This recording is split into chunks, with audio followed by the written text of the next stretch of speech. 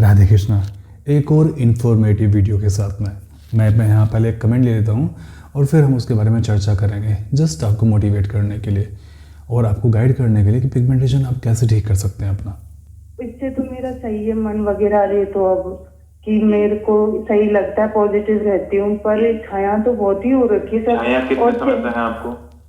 छाया तो सर 5-6 साल हो गए होंगे अब, आराम से 17-18 से है, 2017-18 से। तो जब आपने ट्रीटमेंट करना शुरू किया था, हाँ, तो शादी के बाद क्या था, शादी के पहले?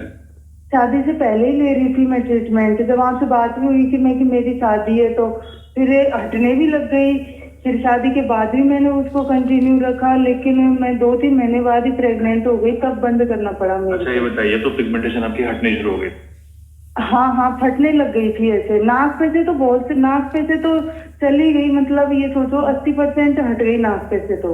अच्छा। पर हाँ, एक गाल पे से अब तो यहाँ ऊपर हो गई। अच्छा, चलिए आप मुझे बताइए, अबॉर्शन होने का रीजन डॉक्टर ने क्या बताया? उन्होंने कोई जांच कराई होगी, टॉर्च कराया होगा? सारे टेस्ट करवा लिए, वैसे कोई वो नहीं है। मेरे एक वो फंगस नाम का वो होता है ना, एक इन्फेक्शन, वो था, बाकी और कोई वो नहीं था। तो वो ऐसे बोले हो सके शायद टेंशन वगैरह से भी हो जाए, यही बताया। टेंशन तो मुझे नहीं लगता कि आपकी होगी।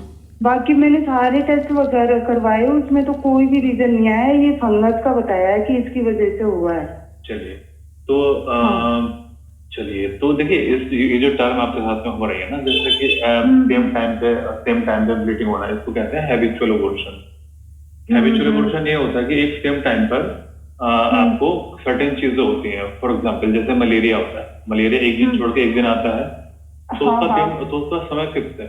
ऐसे ही कई फीमेल्स में अबॉर्शन फिक्स होता है कि इनको 3rd मंथ में ही होना है या फिर इनको 10th महीने में ही होना है। इस तरीके से इसको हैबिचुअल हुआ। हाँ, तो बताइए कौन से मंथ में आपको 2 बार हुआ? मेरे पहली बार तो हुआ था 3 मंथ का नहीं हुआ था, 4-5 दिन कम थे। और जी, ये तो यहाँ पर आपके काम की बात ये थी कि इन्होंने ट्रीटमेंट लिया था शादी से पहले, और शादी के बाद भी इन्होंने ट्रीटमेंट अपना कंटिन्यू रखा और इनकी पिगमेंटेशन बहुत अच्छे से जा रही थी।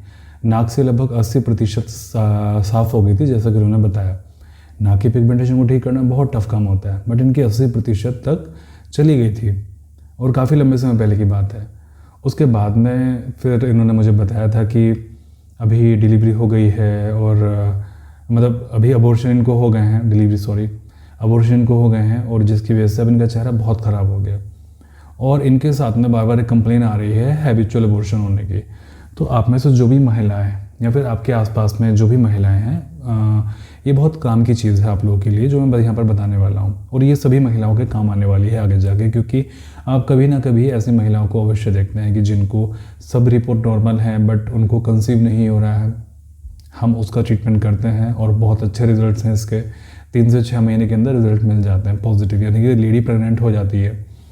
दूसरी बात है कि अगर किसी को हैबिचुअल अबॉर्शन हो रहा है, मान लीजिए कि वो प्रेग्नेंट तो हो रही हैं बट 3 मंथ में, 2 मंथ में, 6 मंथ में उनको बार बार अबॉर्शन हो जाता है, ट्रीटमेंट भी वो कर रहे हैं बट कोई रिजल्ट नहीं उस चीज़ का, तो उसका भी हम ट्रीटमेंट करते हैं और बहुत अच्छे से, बहुत सक्सेसफुली ट्रीटमेंट करते हैं। और एक ही मंथ में अगर आपको बार बार अबॉर्शन हो रहा है, जैसे मान लीजिए प्रेग्नेंट हुई हैं, 3rd मंथ में अबॉर्शन हो गया, फिर दोबारा प्रेग्नेंट हुई, फिर से 2nd-3rd मंथ में अबॉर्शन हो गया, तो उसको हम कहते हैं हैबिचुअल अबॉर्शन। यानी कि जैसे मलेरिया होता है, मलेरिया एवरी 3rd डे आता है, यानी कि एक दिन बुखार आएगा, एक दिन नहीं आएगा, फिर उससे अगले दिन आएगा, इस तरीके से।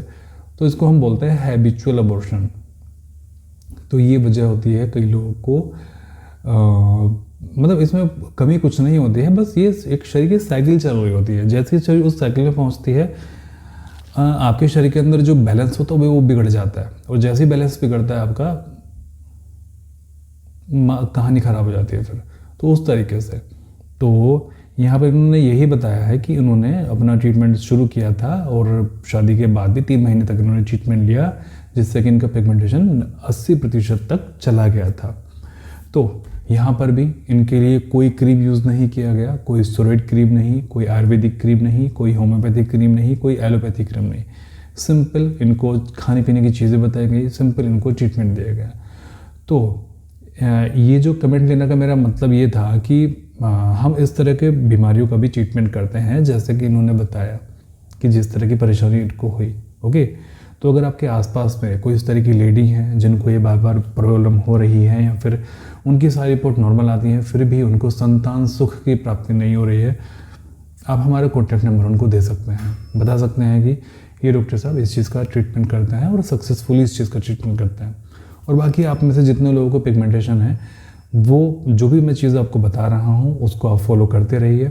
सर्दियों में मैं डाइट चेंज करूँगा आप लोगों की, तो भी इसलिए आवश्यक है कि वीडियो को आप चैनल को आप सब्सक्राइब कर लीजिए, और वीडियो अगर आपको अच्छी लगती है तो प्लीज़ इसको लाइक करके आप चले जाया कीजिए।